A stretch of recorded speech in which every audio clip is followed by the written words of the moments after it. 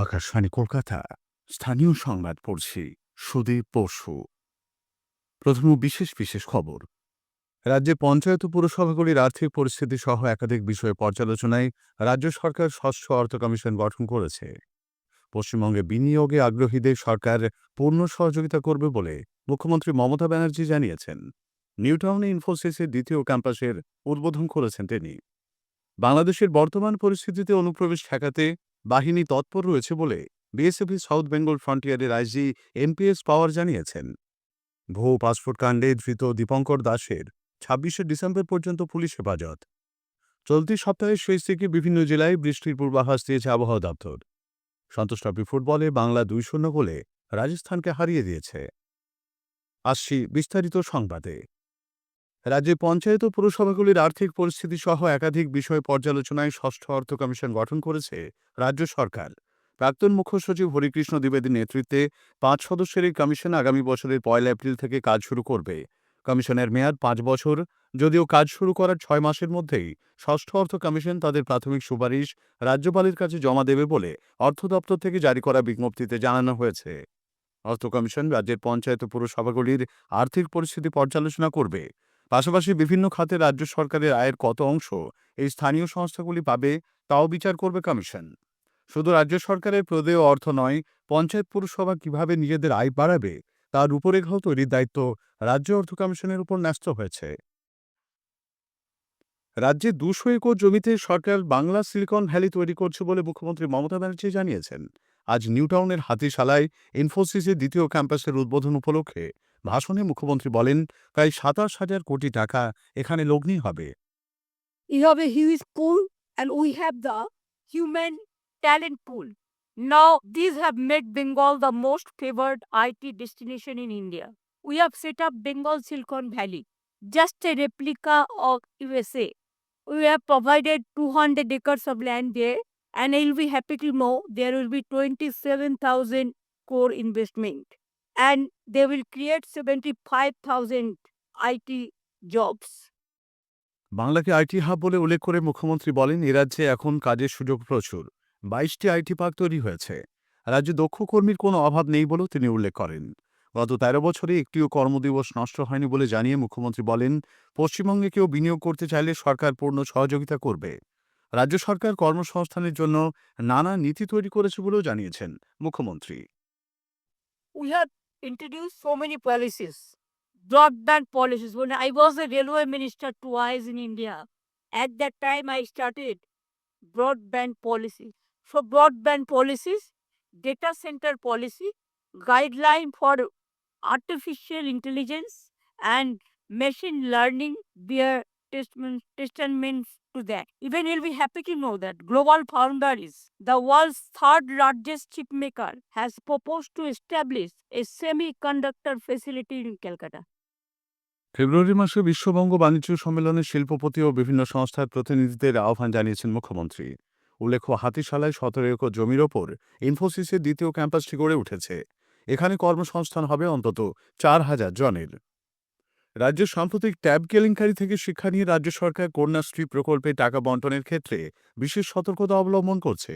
নারী ও শিশু সুরক্ষা দপ্তর কন্যাশ্রী পোর্টালের মাধ্যমে আবেদন গ্রহণ, নিষ্পত্তি এবং অর্থ বিলির ক্ষেত্রে সর্বোচ্চ পর্যায়ে সতর্কতা বজায় রাখতে জেলা প্রশাসনগুলির উদ্দেশ্যে ৬ দফা নির্দেশিকা জারি করেছে। অবিলম্বে প্রত্যেকটি অ্যাকাউন্টের পাসওয়ার্ড বদল করতে বলা হয়েছে। পাশাপাশি সংশ্লিষ্ট সফটওয়্যারটি নিয়মিত আপডেট করতে হবে। নিরাপত্তা বিঘ্নিত হতে পারে এমন কোনো অবাঞ্ছিত সফটওয়্যার সিস্টেমে থাকলে তা অবিলম্বে মুছে ফেলতে বলা হয়েছে। এই পদক্ষেপগুলি গ্রহণ করা হয়েছে কিনা তার রিপোর্টও নারী ও শিশু কল্যাণ দপ্তরকে নিয়মিত পাঠাতে হবে। বাংলাদেশের বর্তমান পরিস্থিতিতে সীমান্তে কোনো দুর্বৃত্ত বা অবৈধ অনুপ্রবেশের খবর নেই বলে সীমান্তরক্ষী বাহিনী জানিয়েছে। কলকাতায় আজ এক সাংবাদিক বৈঠকে বিএসএফের সাউথ বেঙ্গল ফ্রন্টিয়ারের আইজি এমপিএস পাওয়ার জানিয়েছেন, কেউ অনুপ্রবেশের চেষ্টা করলে তাকে গ্রেপ্তার করে আইনি ব্যবস্থা নেওয়া হচ্ছে। এক প্রশ্নের উত্তরে শ্রী পাওয়ার জানান, কাঁটাতারবিহীন এলাকাগুলিতে সীমানা দেওয়ার কাজ কেন্দ্রীয় সরকার শুরু করছে। नॉन फेंस्ड एरियाज़ जो हैं वो हमारी बहुत बड़ी प्राथमिकता है, जिसके लिए हम लोग प्रयास करते हैं कि वहाँ पे हमारी जो बीएसएफ है वो अधिक मात्रा में डिप्लॉयड रहे और टेक्नोलॉजिकल सॉल्यूशन भी हमारे रहें के जो अनफेंस्ड एरियाज़ हैं, उनको भी फेंसिंग करने का काम भारत सरकार बड़े ज़ोर शोर से कर रही है। जो অন্যদিকে ভুয়ো পাসপোর্ট তৈরি হচ্ছে বলে যে অভিযোগ উঠেছে সে বিষয়ে আইজি বলেন, বর্তমানে পাসপোর্ট তৈরির জন্য যেসব পদ্ধতি চালু করা হয়েছে সেক্ষেত্রে ভুয়ো পাসপোর্ট তৈরি করতে গেলে সহজেই ধরা পড়ে যাবে। বাংলাদেশ থেকে অবৈধভাবে প্রবেশ করা ব্যক্তিদের জন্য ভুয়ো পাসপোর্ট তৈরি চক্রের সঙ্গে জড়িত থাকার অভিযোগে ধৃত দীপঙ্কর দাসকে ব্যাংশাল আদালত ২৬শে ডিসেম্বর পর্যন্ত পুলিশ হেফাজতে পাঠিয়েছে। গতরাতে কলকাতার পুলিশ বেহালার পর্ণশ্রী থেকে দীপঙ্করকে গ্রেপ্তার করে। এর আগে ওই চক্রের আরও ৪ জনকে পাকড়াও করেছিল পুলিশ। ভুয়ো পাসপোর্ট কাণ্ডে রাজ্য সরকারের কড়া সমালোচনা করেছেন প্রাক্তন সাংসদ কংগ্রেসের বর্ষিয়ান নেতা অধীর রঞ্জন চৌধুরী।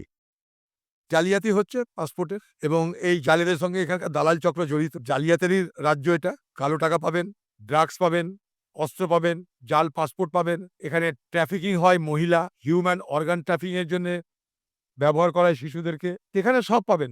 ভারতবর্ষের অপরাধের স্বর্গরাজ্যের নাম পশ্চিমবঙ্গ। পাসপোর্ট জালিয়াতির ঘটনা বর্তমানে অনেক কমেছে বলে দাবি করেছেন তৃণমূল কংগ্রেসের রাজ্য সম্পাদক কুণাল ঘোষ। অসাধু চক্র যুগে যুগে সক্রিয় থাকে। এরম নয় যে হঠাৎ গতকাল মঙ্গল গ্রহ থেকে এসে পশ্চিমবঙ্গে ল্যান্ড করেছে। এটা সারা ভারতবর্ষের বিভিন্ন রাজ্যে থাকে। সিপিএম জমানাতেও ছিল, বিজেপি রাজ্যগুলিতেও আছে। এখন অনেক কম, যে দু একজন মিলে এইসব র্যাকেট অন্যায় কাজকর্ম চালায়। পুলিশ কড়া ব্যবস্থা নিচ্ছে। আদানি ইস্যু, মণিপুরের বর্তমান পরিস্থিতি, আরজিকর কাণ্ডে ন্যায় বিচার সহ একাধিক দাবিতে কংগ্রেসের রাজভবন অভিযানকে কেন্দ্র করে আজ বিকেলে ধুন্ধুমার পরিস্থিতির সৃষ্টি হয়। প্রদেশ কংগ্রেস ও প্রদেশ যুব কংগ্রেস দুদফায় কর্মসূচি পালন করে। এতে যোগ দেন প্রদেশ কংগ্রেস সভাপতি শুভঙ্কর সরকার, রাজ্য সাধারণ সম্পাদক আশুতোষ চ্যাটার্জি, প্রদেশ যুব কংগ্রেস সভাপতি আজহার মল্লিক সহ কংগ্রেসের বহু কর্মী সমর্থক। স্থানীয় সংবাদ শুনছেন আকাশবাণী কলকাতা কেন্দ্র থেকে। এখন বিজ্ঞাপন। আলু চাষে সুস্থ সবল গাছ পেতে পাতার যত্ন নিন বায়ারের এন্ট্রাকল দিয়ে। এর আয়নিত জিঙ্ক পাতাকে রাখে সবুজ। প্রথম ৫ সপ্তাহ এন্ট্রাকল দুবার প্রয়োগ করুন, কেননা স্বাস্থ্যকর পাতায় ভালো ফলনের হাতিয়ার।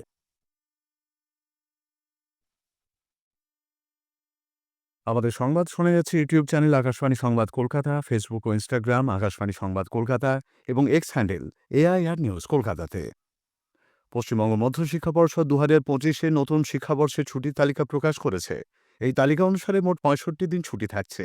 মধ্যশিক্ষা পর্ষদ কর্তৃক প্রকাশিত ছুটির তালিকা নিয়ে অসন্তোষ ব্যক্ত করে শিক্ষক সংগঠন শিক্ষানুরাগী ঐক্যমঞ্চের সাধারণ সম্পাদক কিঙ্কর অধিকারী বলেন, পালনীয় দিনগুলি ছুটি হিসেবে না ধরে কার্যকরী দিন হিসেবে ঘোষণা করে মর্যাদার সঙ্গে পালন করার দাবি জানানো হলেও কাজের কাজ কিছুই হয়নি। ২ ছাত্রীর শ্লীলতাহানির অভিযোগকে কেন্দ্র করে আজ জলপাইগুড়ির ময়নাগুড়ির ভোটপাট্টি এলাকার পুলিশ জনতা খণ্ডযুদ্ধের রণক্ষেত্রের রূপ নেয়। ২ ঘণ্টার বেশি সময় ধরে অবরোধ করে রাখা হয় বাংলাদেশগামী সার্ক রোড। অভিযোগ, গতকাল সন্ধ্যায় ২ যুবক ছাত্রী দুটির শ্লীলতাহানি করে। দোষীদের গ্রেপ্তারির দাবিতে স্থানীয়রা সড়ক অবরোধ করলে পুলিশের সঙ্গে খণ্ডযুদ্ধ বাধে। একটি গুজবকে কেন্দ্র করে আইন শৃঙ্খলার অবনতি হয়েছিল বলে পুলিশের দাবি। এলাকা এখনও থমথমে। চলতি সপ্তাহের শেষে দক্ষিণবঙ্গের জেলাগুলিতে বৃষ্টির পূর্বাভাস দিয়েছে আবহাওয়া দপ্তর। উত্তরবঙ্গে কয়েকটি জায়গাতেও হালকা বৃষ্টির সম্ভাবনা রয়েছে বলে আবহাওয়া দপ্তরের পূর্বাঞ্চলীয় প্রধান সোমনাথ দত্ত জানিয়েছেন।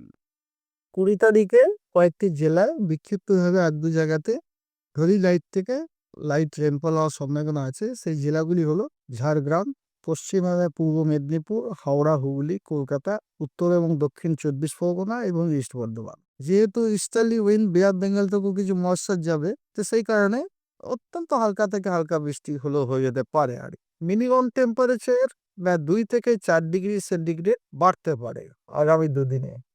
হাওড়া মেট্রো স্টেশনের বুকিং কাউন্টারে এক কর্মীর বিরুদ্ধে ভাষাগত বৈষম্যমূলক আচরণের যে অভিযোগ উঠেছে, মেট্রো কর্তৃপক্ষ তা অসত্য বলে জানিয়েছে। আজ এক প্রেস বিবৃতিতে মেট্রো কর্তৃপক্ষের তরফে জানানো হয়েছে যে আধিকারিক পর্যায়ে তদন্তের পর অভিযোগগুলি ভিত্তিহীন এবং অসত্য বলে প্রমাণিত হয়েছে। তেলেঙ্গানার ডেকান এরিয়া স্টেডিয়ামে আজ জাতীয় ফুটবল সন্তোষ ট্রফির গ্রুপ পর্বের ম্যাচে বাংলা ২-০ গোলে রাজস্থানকে হারিয়ে দিয়েছে। গোল করেছেন রবিলাল মান্ডি এবং নরহরি শ্রেষ্ঠা। শেষ করার আগে স্থানীয় সংবাদের বিশেষ কিছু অংশ আরও একবার। রাজ্যে পঞ্চায়েত ও পুরসভাগুলির আর্থিক পরিস্থিতি সহ একাধিক বিষয় পর্যালোচনায় রাজ্য সরকার ষষ্ঠ অর্থ কমিশন গঠন করেছে। পশ্চিমবঙ্গে বিনিয়োগে আগ্রহীদের সরকার পূর্ণ সহযোগিতা করবে বলে মুখ্যমন্ত্রী মমতা ব্যানার্জি জানিয়েছেন। নিউটাউনে ইনফোসিসের ২য় ক্যাম্পাসের উদ্বোধন করেছেন তিনি। স্থানীয় সংবাদ শেষ হলো, এরপর খেলার খবর শুনবেন রাত ৮।